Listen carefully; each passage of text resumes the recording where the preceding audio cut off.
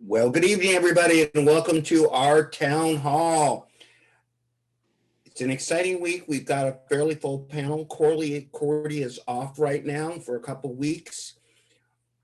I want to say I'm really happy before we even get to our guest tonight to have Joshua Crute on. We talk so much, and I get a lot of questions about election integrity, and I want to stress this week that's really what we're focusing on. We're focusing on it tonight. We're focusing on our Friday night show. And we want to make sure we get all your questions answered. It seems every week more and more exciting things happen as the saga unfolds. I'm going to roll straight to Oren here, who I know has some words of wisdom. If not, he's going to make them up. Um, but Oren, let's talk a little bit about kind of what our week has been for you and me and some of the things we did last weekend with all the volunteers. Well, I'll tell you what, rare moment today. I had to just unplug and turn my phone off for a couple of hours and regenerate. I think it's really important that, we've been pushing it so hard, so long, that we all need to just kind of take a step back here now and then and regenerate, refocus, and come back and hit the ground running.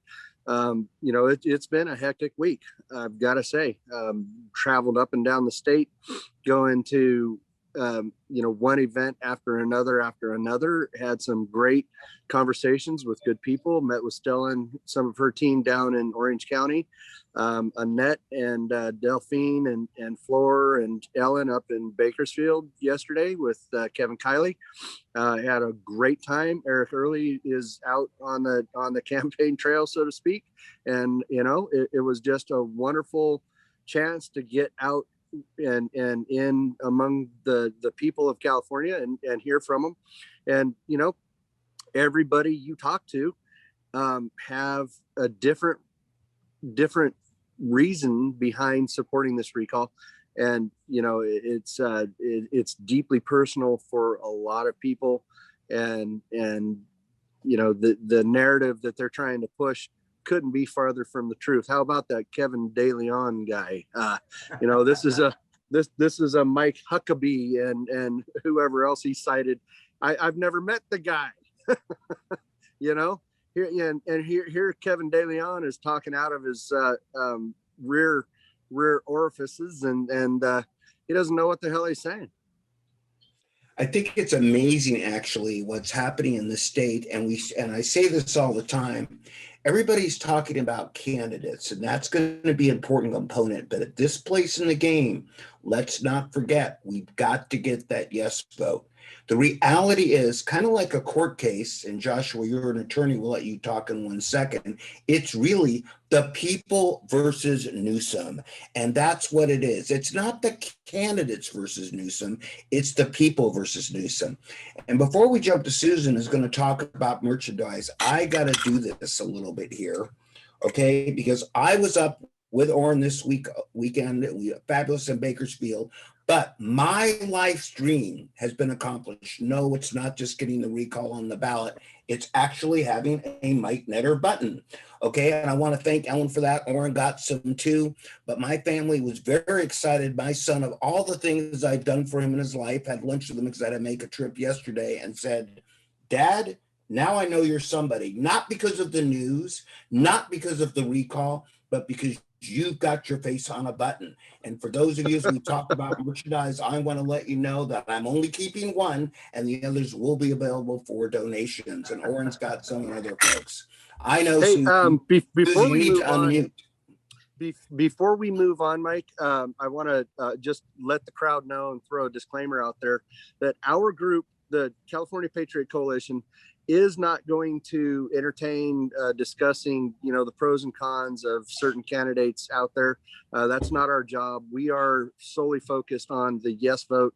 Without a yes vote, it doesn't matter how many votes any of the other candidates get. But really, it's our job to make sure that people are aware of the recall, the reasons behind the recall, and that the fact that they do need to get that vote out, and the yes vote is paramount, because without that, nothing else matters.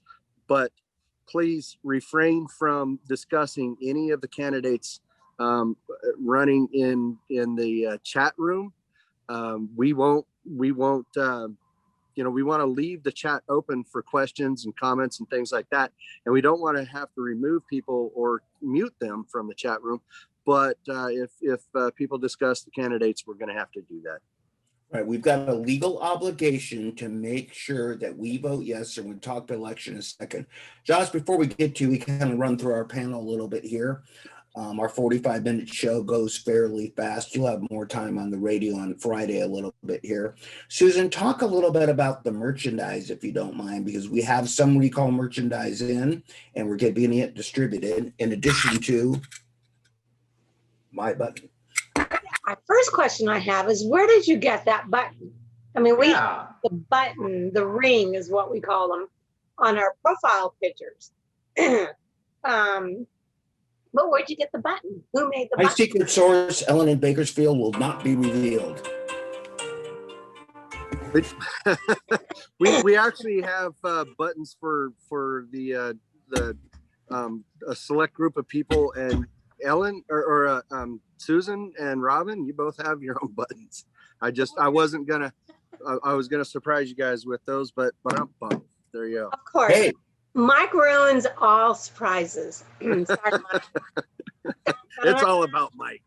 Okay, so we have a lot of phase 2 supplies to recall.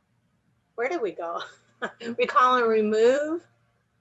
Recall and replace. Right. I've had an extremely busy day. So what we have are bumper stickers, lawn signs, door magnets, and car flags. And these are all donations. A lot of events that are taking place here on out will have these events. We'll have these items for donation only. Are they up on our website now? I believe we are. So. We're going to have a store open soon. We're working with a young lady, Arlena, and she is developing our website store for merchandise, and it's gonna be a full service fulfillment center where people will be able to just put an order in, and then she'll ship that out to their house. But the merchandise is available now. It's sold at tables. It's all over the place. The main thing we're doing here is to continue the mission that we're on. We need to push forward the merchandise. We need to keep the word out there. Remember, and Josh, this is important to what you're going to talk about here in a second. And so I want you to hear, branding is one of the things that we've done in the recall that got this done. When it comes to election integrity, there's one election integrity project. When it comes to the recall, us, the group, recallgavin2020.com, is the core group of volunteers and the people that got it started. And so when we talk merchandise, it's more than just a cute button, though I do like it. It's more than just the flag. It's more than just recall and replace. We're really saying to keep this true, to keep it from, as always Randy says, from being hijacked. And the same with election integrity. We need to make sure that we drive people to the right websites and get the right things done. Randy, I want to roll to you to media for about 3-4 minutes. I want to roll a couple videos, then I want to give the show over to Josh for a little bit because he's got some really important stuff to say. You're going to get Sure, we continue to make headlines all over the world. And it's just, we have, all of you on this call have created a media monster. And it's not for anything that Orrin has done or I have done or Mike has done or Susan or anybody else. It's because of what each of you have done to be able to make this happen. So, we take each interview as a gift. We try to make it as insightful and, try to make it a little edgy, make it a little controversial. Because that's what people want to hear. But they also want to understand that our campaign is all about each of you that are on this call and each of you who are dedicated so much of your time and life and energy. And that's the story we want to tell. And I try to tell every single interview. And I know Orrin does the same thing, and so does Mike.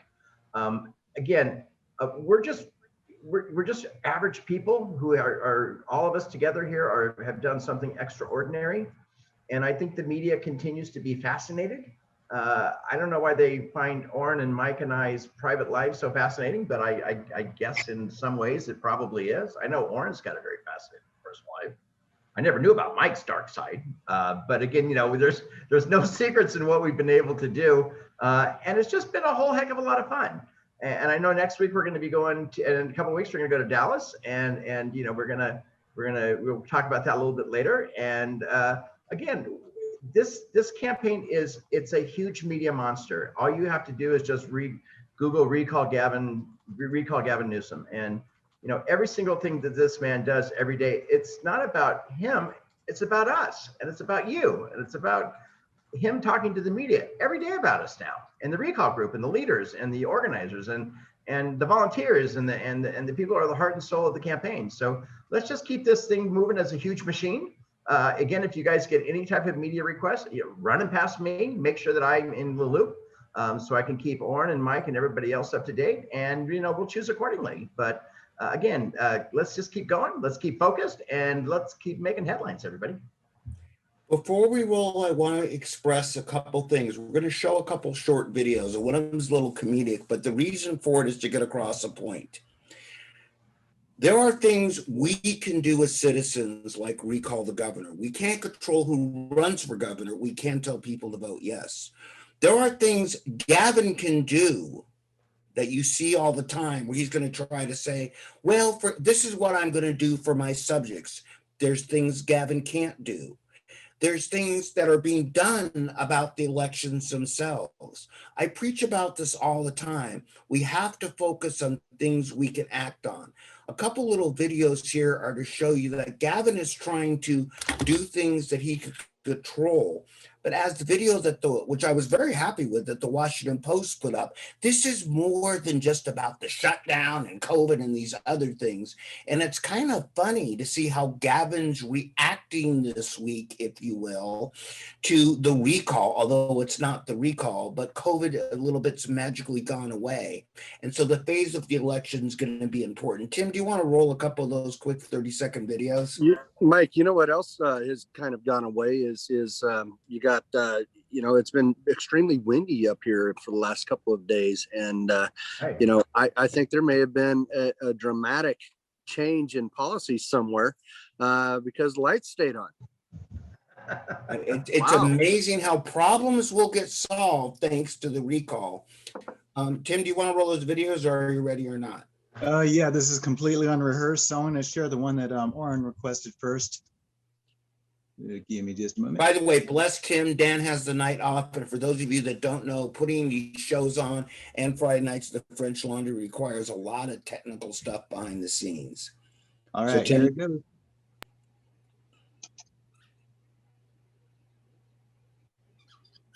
And are we looking at masks after June 15th? No, only in those settings that are indoor, only in those massively large settings where people from around the world, not just around the country, are convening, and when people are mixing in real dense spaces. Otherwise, we'll make guidance recommendations, but no mandates and no restrictions in businesses large and small. Okay. Interesting, isn't it? That Gavin Newsom is eliminating masks. He's doing things. We have to remember to vote him out. I'm going to go, we might roll the others at the end, Tim, but I want to make sure that we get to our main guest here, because Joshua, there is a lawsuit going on now. And you hear a lot about people saying they want to do something with Election Integrity Project. It's very important to understand what that lawsuit does. And as I told Josh on the phone, or Joshua, every week the feed is full of, what are we doing about the election? Who's doing something? Well, there's a lot being done. Unfortunately, for a person like me, I'm not smart enough to really explain it to you. Now we have someone on our show who is. He's actually not part of Election Integrity Project, but the attorney who filed on behalf of plaintiffs like Eric Early and Election Integrity Project. But I'm now the star of our show, if you will. Joshua, introduce yourself, who you are, and tell me what you said on last Tuesday's call that I was on with EIP, because that was so succinct and so in words that I think we understand about the action that you're taking The stage is yours, my friend. And I think you're on mute. Josh, you don't have a microphone.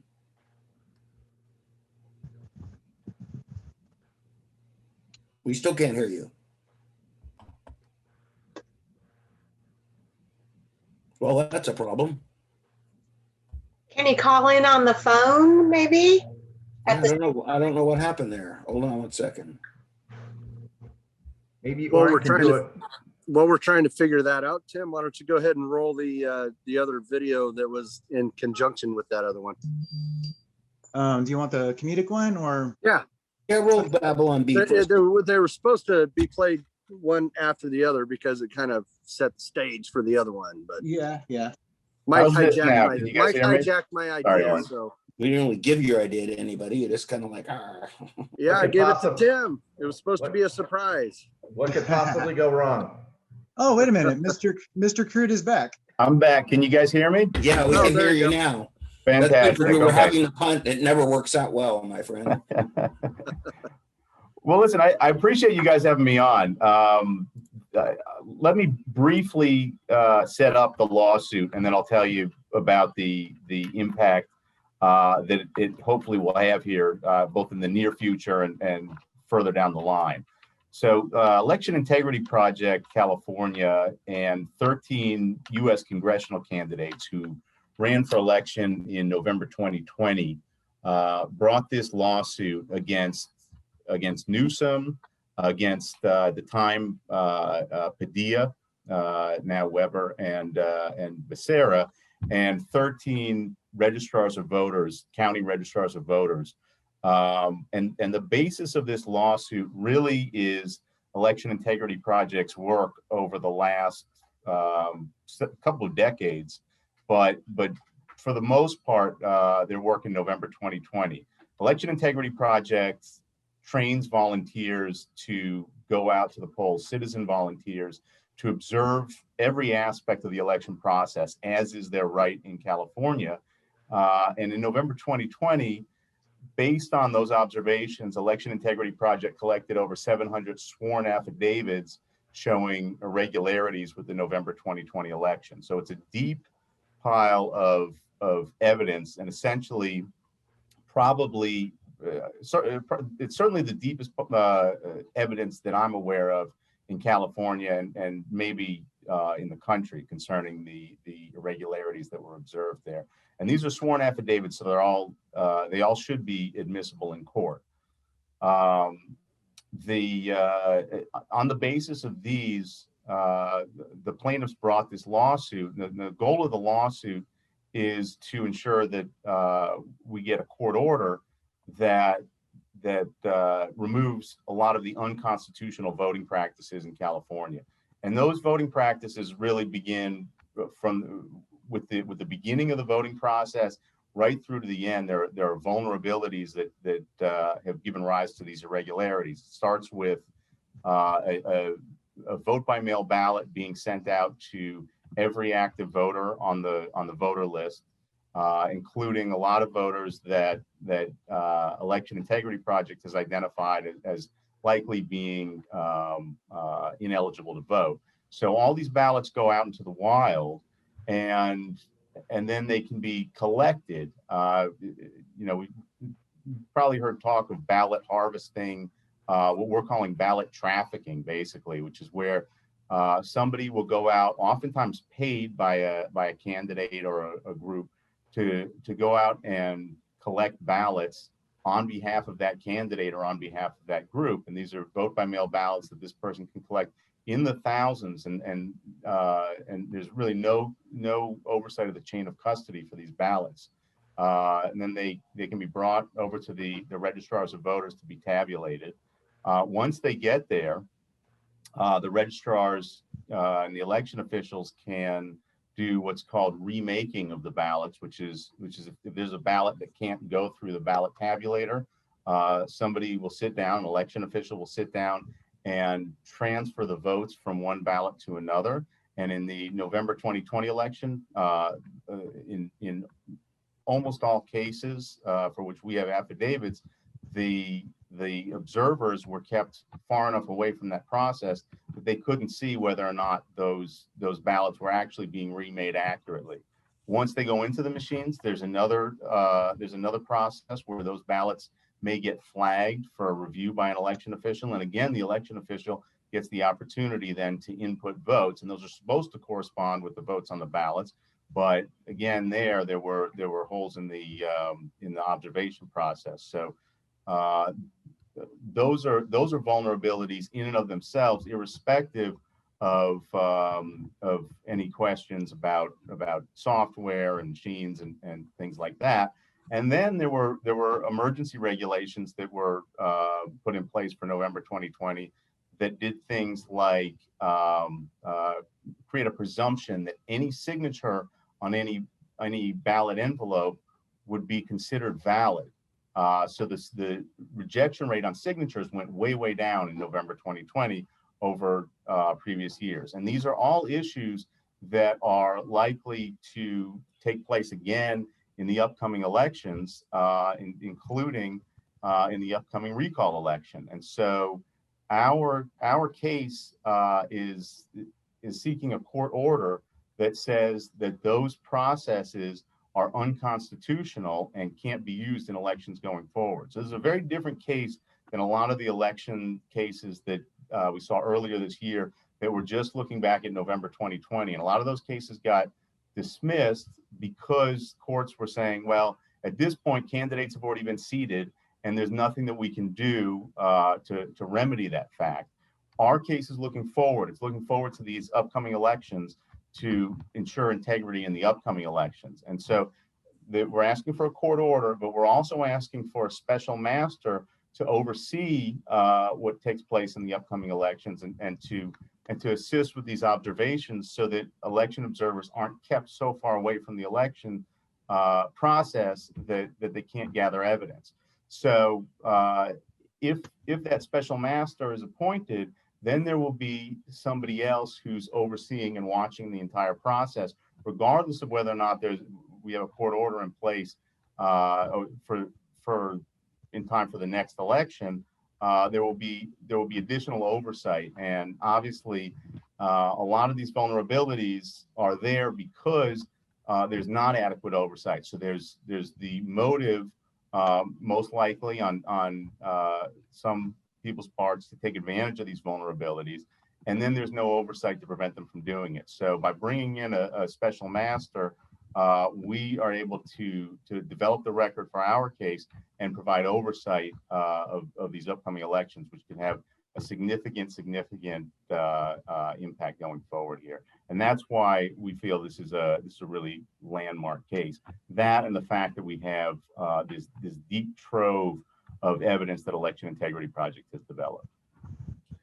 Talk about the machines, and also, because I know that's involved in your lawsuit too, because the machines get a lot of publicity, and people not they shouldn't be used, etc. So explain exactly how your lawsuit addresses that, if you don't mind. I'm watching the feed here. Sure. So the machines, there are only a few voting machine companies that were used throughout the state, essentially, and the state incentivized counties to use these voting machine companies and really only allowed them to pick from a very small list.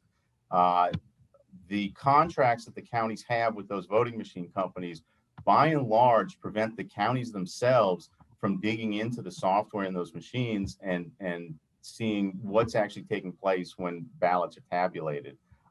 So there's a lot of there are a lot of questions, even on the parts of registrars of voters themselves, as to how that process is taking place. And I know that there have been a lot of allegations about the voting machines in various lawsuits throughout the country, and without auditing them, it's tough to know exactly what which of those allegations are going to pan out to be true and which are not. But the main problem is just a lack of access to the information from the machines. So we're asking the court, as part of the process of developing the record here, to allow an audit, and that audit would cover the machines and and it would also cover the paper ballots and envelopes, because there are a lot of questions about those as well. Those are basically in cold storage right now, and nobody's able to look at them. So we're asking the court to order that those be produced as well. Let's be clear on a couple things for everybody out there. And this is important that everybody understands what he just said, and please correct me if I'm wrong, because again, I'm a simple guy, right? Much of the lawsuits you hear about are about things which have already taken place. So the courts can't really reverse an election once it's certified. I think what everyone needs to understand is two things that I want to be clear on. The lawsuit which is pending in California now is in federal court. Is that correct? Federal court? Federal court, that's right. Okay, not overseen by the state watching itself. And it's about the elections coming up. So all the issues that you talk about, you being the people, and there's like, again, lots of watch on Facebook, are hopefully addressing the issues going forward if you can get this case heard in time for the special election. Is that correct? That's right. That's right. And one thing I should note is that the case is not a partisan case. Election integrity is obviously an issue for everybody who's an eligible voter. So it doesn't take a position on whether or not a candidate should win or lose, but it does take the position that every one of these elections needs to be held to a high standard so that it's fair and honest, and that includes the recall election. So the case has the potential here to ensure the integrity of all of these elections going forward, including the recall. And there obviously it's difficult to know what the timeline is going to be of any litigation. It can go slowly or it can go quickly depending on the rulings that you get. But even having the case there provides additional oversight of what's going on in these counties, because they're under an obligation to preserve evidence that they otherwise wouldn't be under an obligation to do. So that's obviously an additional benefit. And also, if you could explain for those of us that are a little bit limited here, what a special, people talk about oversight. I know in your world, special master, it's like, we knew that, right? So, and also explain too that the special master, like kind of the Jedi of elections, if you will, is also one for each of the 58 counties that would oversee it. Could you explain that for everybody? Because when you said that, I think that's very powerful to understand. Sure. So a special master is somebody who's appointed. It can be one person. It can be a number of people or entities appointed by the court to develop the record for the lawsuit. And here, the special master would be somebody or group of people, most likely, that has a special expertise in areas that are critical in terms of overseeing the evidence that comes out of an election. So cyber forensics, election processes, all things that the court doesn't have its own expertise on. And this is a neutral party or a neutral group of people who are just there to oversee the record that's created from the election process. And if they need to, let's say, get eyes on a county, then they can work with whomever they want to pull in that's approved by the court to do that. So they can create a team that essentially provides oversight over all of the counties in California to make sure that the process is being observed in each of those counties. It's a very powerful tool. And I want to understand here, everybody to understand a couple things. And you hear me say this a lot. We always watch the shiny objects. The odds of overturning an election once it's certified are nil or practically none. Is that correct? I mean, it's not. It's very rarely. I'm just for reality. I mean, to go even we find it, the reality is it will be very hard to do and take years. It hasn't been, certainly it hasn't been successful. The last several lawsuits that have tried to do it have not been successful. Correct. And, there's a question about legality, and then there's a question about political will on the part of the courts too, and that may be playing a part. Right. And I want to be clear what election integrity is doing, and the suit is in the federal court. This is not a wish list. And correct me if I'm stating this wrong, but I want to be clear to everybody out there. I talk about shiny objects that the press gives us a lot of the time, shiny objects that we see all over the place that divert us.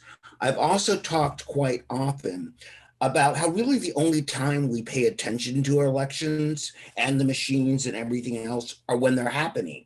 It's real important to note that what Joshua is doing with EIP is happening looking forward, and that the suit is already there, so we can catch the horse, to use the proverb, before it's out of the barn. It's really important to note that. It's important to note that we need to trust our election system.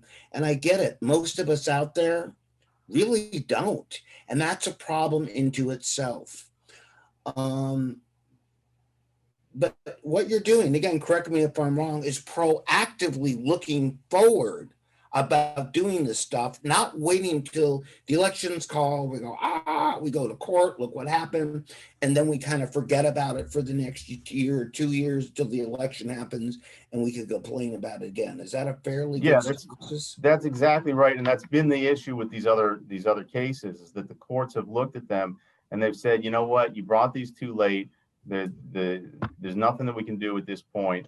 Case dismissed. And so we're looking at it and saying, look, if that's the view of the courts, that there's nothing that can be done after an election, then let's do something before an election and get it fixed here. And we can look back at the last election and say, we see all of these irregularities that took place.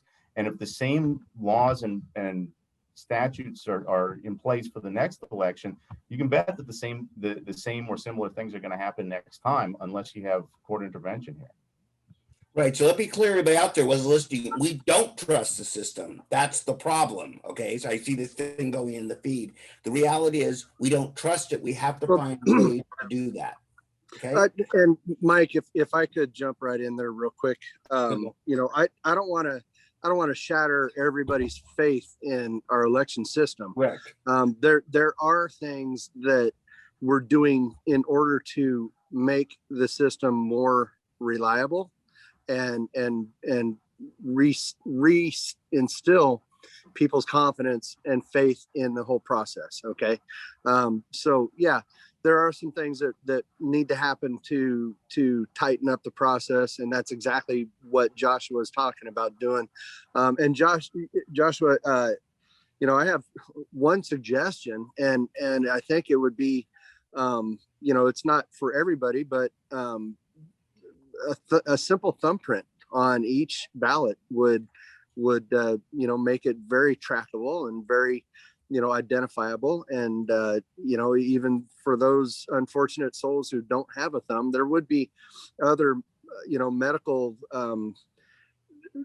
waivers, or so to speak, that they'd be able to sign in another manner. But I think that we're all born with a thumb, and away we go. You can scan those in. They're very readable. We do it all the time. The database exists, and it wouldn't disenfranchise anybody that, as far as having to get a quote voter ID. I mean, that's been a hot button, even though we need IDs for absolutely everything else we do in life.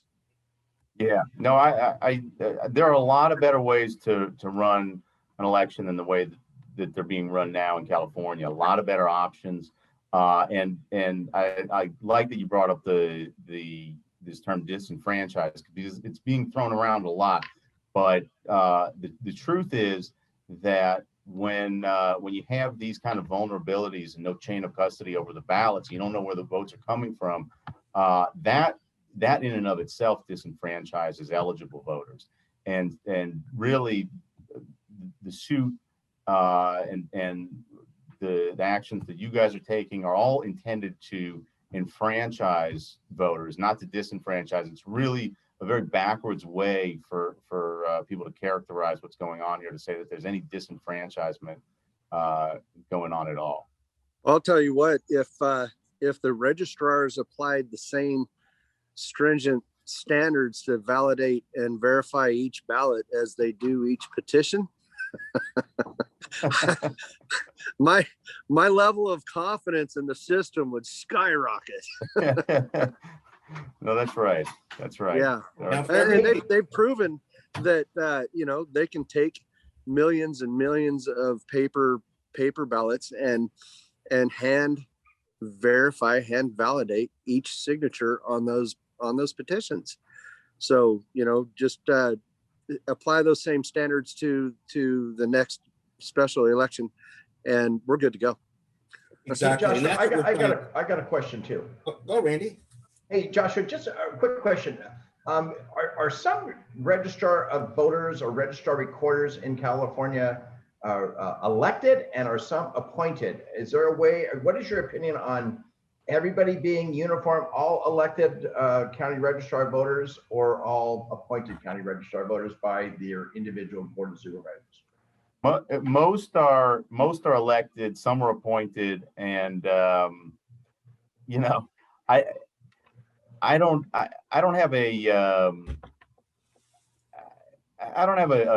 huge opinion one way or the other, but I will say that at least an elected registrar has some accountability to the voters of that county, or at least in theory has some accountability there.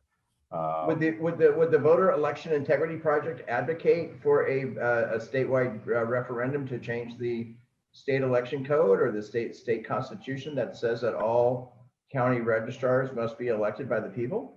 And is there something that we might be interested in maybe pursuing? You'd have to ask them. Since I work with them as outside counsel on this case and on some other matters, but it seems like a pretty reasonable idea. Yeah, let's be clear here. Josh is the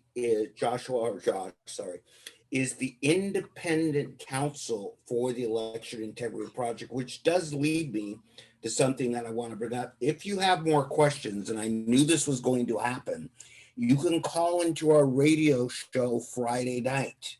All right, that's one reason we're having him on. Not to bombard you with questions, sir, but you know what I mean, because they've got questions, etc. So for everybody out here, if you call in when Friday nights at the French Laundry, we're going to do this again.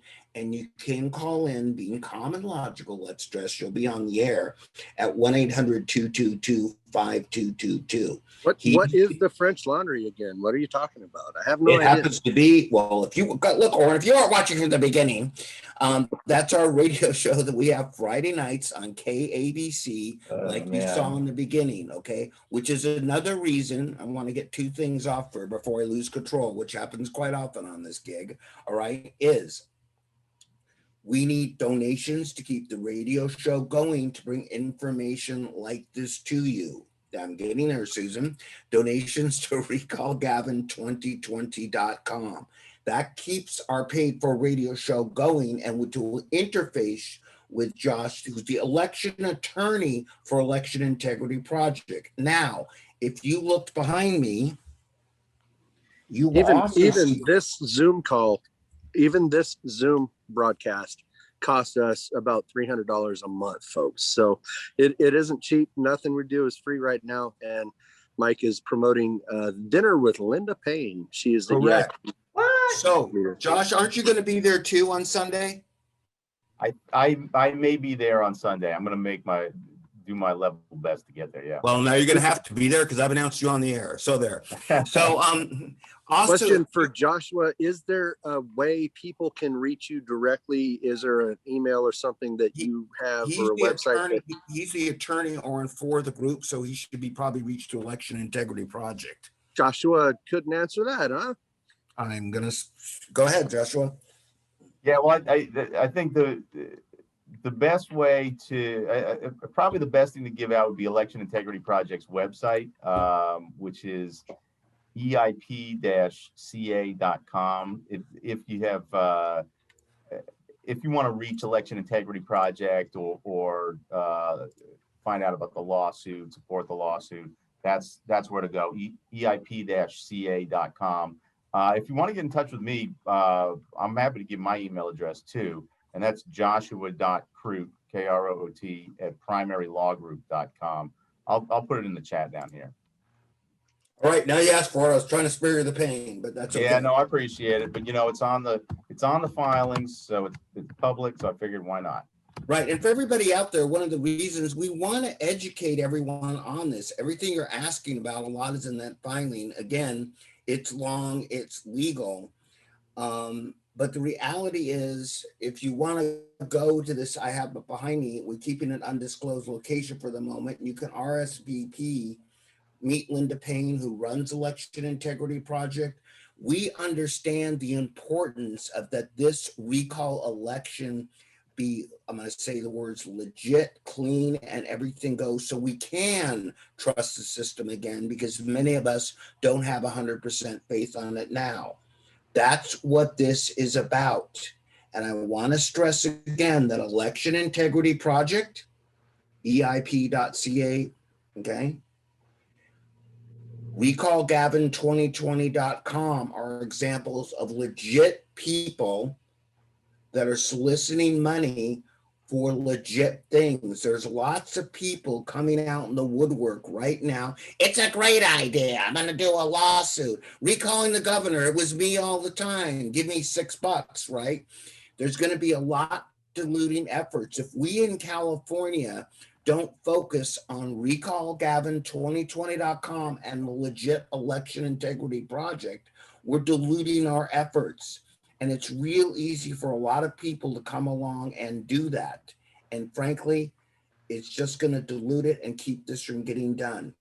There is a lawsuit in federal court pending about everything you're asking about. Our radio show, Friday nights at the French Laundry on KABC, where you can stream it or listen to it on 790, is going to have this gentleman on again so we can ask questions and get the flow going to get your information out there answered. So I have some good news for the listening audience today. Tim has been working hard behind the scenes to help come up with a workaround where we are going to be able to broadcast live KABC, our show on KABC, on a Zoom link, which will be rebroadcast out just like this show is to our Facebook groups. And, you'll be able to see those shows again, view them on our YouTube channel. But I think that we're taking it to the next step. We are going to do another trial run this Friday. And then from then, hopefully we'll work out all the bugs and kinks and be able to broadcast podcast as we go forward. So thanks for everything you're doing behind the scenes, Tim. God bless you, my friend. I really appreciate it. Tim's the guy who does all of the video presentations for us, the pregame show and stuff like that, and the tech support behind the scenes. Yes, I appreciate that, Orrin. And yeah, like Orrin said, it might not be this week, but more than likely the following week, we will be able to get this up and running once we get all the bugs figured out. And probably not. We'll talk. We may not be there. Anyway, because we actually going to be, look, we're doing a lot of things right now for the recall. We're doing a lot of things on election. Again, I'm watching the feed, trying to answer questions. I can't stress this enough. Please tune in Friday night so we can talk about this more. Election Integrity with Josh is doing this now before the election. I keep saying the same thing. Sign up as poll watchers, volunteers, exactly. This is in motion. It's not a wish list. The recall is in motion. It's not a wish list. Again, focus on what we can do.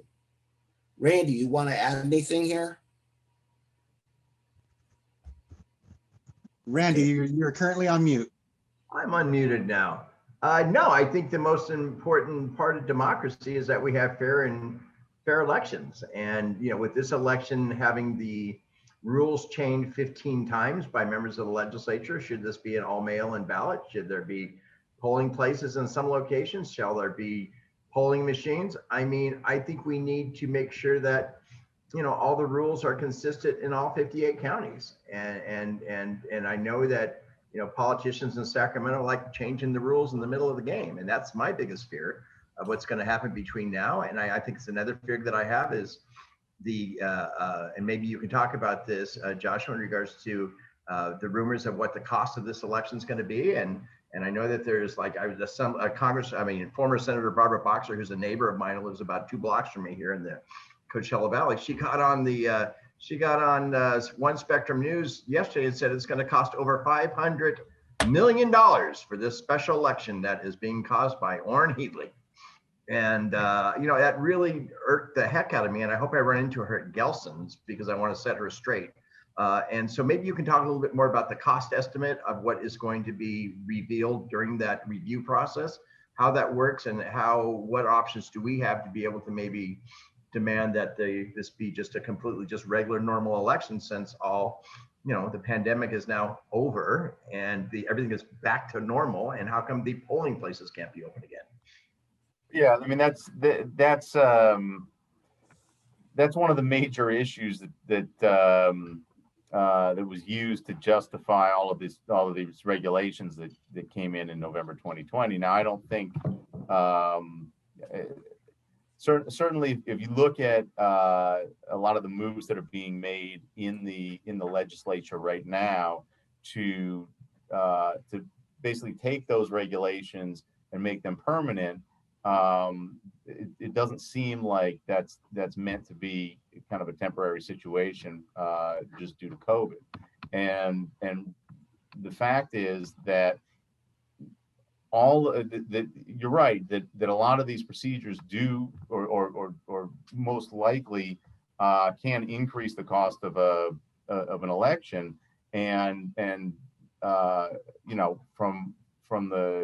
I think from any reasonable person's point of view, they're counterproductive with respect to election integrity. So if we're able to, I don't know that there's going to be a court order by the time the recall election takes place, but certainly at some point, if we get a court order that should get rid of a lot of these sort of ridiculous and destructive voting practices that have come in under cover of COVID, one would think. And I want to stress what this is really about is like the recall. It's the power of the people, everybody out there, okay? The people, Election Integrity Project, which are volunteers just like us, raising money to pay this gentleman here, because that's lawsuits and writs cost money, right? It's just like recallgavin2020.com. And Orrin, you said this so well. When did the people become the underdog? Well, I'll tell you, we let ourselves become the underdog when we trust the legislatures, especially the highly leveraged one-sided ones here in California, to do our job for us. Our job? Yeah, it's our job, the people. If you want to stop something, we're going to put initiatives on the ballot. Let the people vote on it. If you don't want mail-in ballots, let's vote on it. Now, we don't have time before this election, but everything that has to be done has to be pretty much done by the people in a peaceful, civil, legal manner, like recalling our governor. If you think we're going to wait for the next election, recall him. If you think Election Integrity Project is going to wait for the next election and then say, oh my God, look what happened, we should do something about this. Both the recall and EIP are proactive actions to keep our government in line, because it's up to us, the people. So let's stress that again. There is no they when it comes to this. It's we. It's we, everybody in California, getting together to do something about the damn thing. Got it? All right. On that note, sir, we will see you Friday on the air. God bless everybody out there. Remember, donate to recallgavin2020.com. If you want to go, I forgot this is a virtual sign. If you want to go Sunday night, email here and we'll tell you where it's at, where you get a chance to talk to Linda Payne. If you want to donate to Election Integrity Project, you can find out how. Recallgavin2020.com. Please tune in Friday night. Call in at 1-800-222-5222. If you don't know by now, it's Friday nights at the French Laundry, live in the air, 7 to 9. There's lots going on that we're doing with all of you to take back our state. There's lots that's being done. There's lots that's happening now, and it's happening now. On that note, I'm going to sign off for the night with the team. God bless you. One question real fast. Mike, what county is this dinner?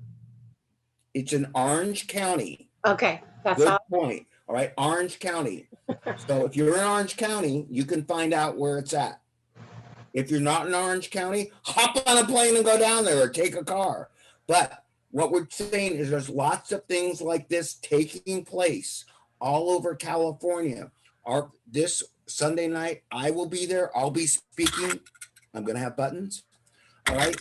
Friday night at the French Laundry, we're going to have him back on the air. Let's focus on getting our election straightened, but as important, let's focus on an election. We have to vote yes to get Gavin out of office. God bless you, California. We're all Californians. A good night. Thank you, Joshua. Thanks, Joshua. Thanks a lot, guys. God bless. Be pirates, everybody. Be a pirate. I know. Thank you, everyone. Have a good night. Have fun, man.